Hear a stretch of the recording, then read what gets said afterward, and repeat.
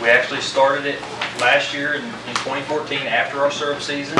And last year we had roughly 370 buckets out. If anybody's ever made it, they know it's a lot of work. So we made about 155 gallons last year. And between then and this year, we expanded our operation to roughly 1,200 taps. So we roughly tripled our system. And we added some new equipment like a new evaporator and reverse osmosis and a tubing system with vacuum. And so this year we wound up making just a little over 300 gallons of syrup. So what does somebody do with 300 gallons of syrup? If it was $299, I could have ate it all myself. But since it was 300, we decided that we were going to go to some fairs and festivals and sell that way. We are in some stores now, so wholesaling to some local stores. We hope to get into some restaurants and have them incorporate our syrup into different recipes. And then we do on-farm sales as well. The other thing that we do with our syrup is we turn it into different value-added products. And those value-added products that we make and other folks make are things like the maple cream, which we're going to talk about a little more, the maple candy or sugar cakes as a lot of people know it, maple sugar, maple cotton candy, which we make that as well.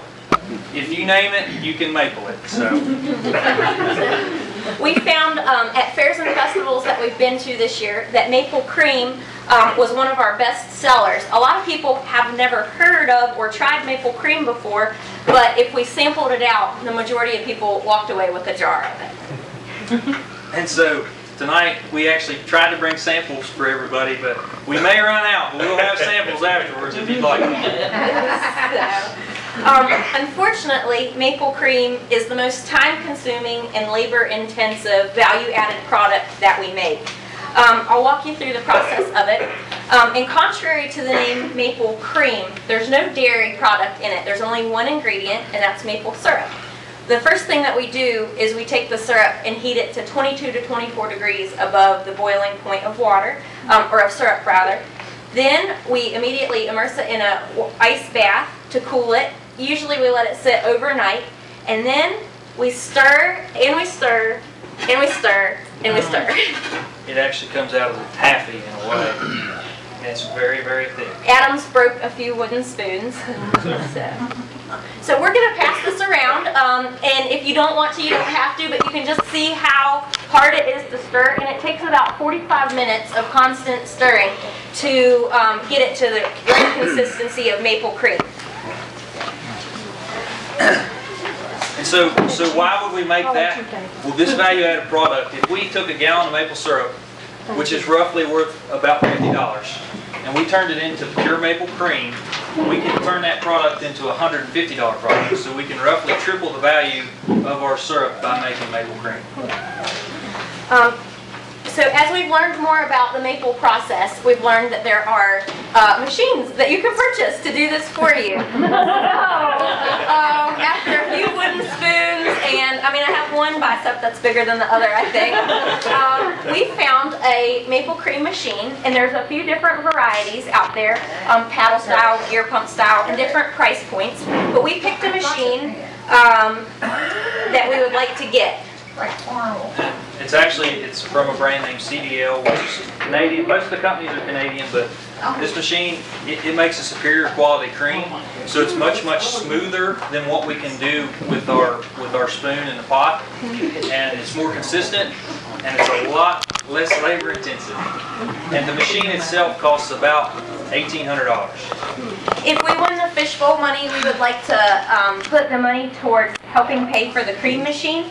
And we'd like to finish our talk with a sample of maybe that might be better to do it later. I don't know how you guys want to do it. But thank you for coming out this evening, for your time, attention, and enjoy the maple cream. Are there any questions?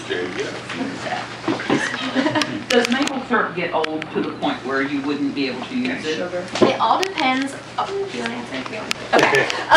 It depends on, first of all, what the container is in. If you have a syrup in a glass bottle, it's going to last longer than in a plastic bottle. It also depends on if the syrup was taken to the correct density, so if enough water was boiled out of it. Sometimes if your syrup is below density, it'll form a mold on it. But usually, usually all you have to do is bring it back to boiling, scrape the mold off, bring it back to a boil, and then you're killing bacteria and you can use it again. If you have maple cream though, or maple syrup that's going bad, you're not eating it fast enough. It looks like I have it.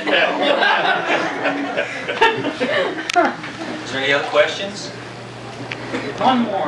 What's the maple cream put on? Anything? Toast, bagels, what? Toast, biscuits. Think about it like you think about honey, but with maple syrup products, pure maple products, there are quite a few health benefits over honey. There's way more vitamins and minerals. I believe it's lower in calories, and it has one of the lowest glycemic indexes out there for a sweetener. So if you know a diabetic or somebody who's borderline, this is actually a better sweetener to use than white sugar. White sugar is very bad in that sense. He's speaking the truth. Okay. What's the consumer's advantage for cream over syrup? Not as droopy through things, or what's the advantage? It's just pure deliciousness. Like, I really like maple syrup, obviously, but maple cream, like if you've never tried it, we have some Yeah, if samples you've here. never tried it, It's please. completely different than maple syrup. So, yes ma'am.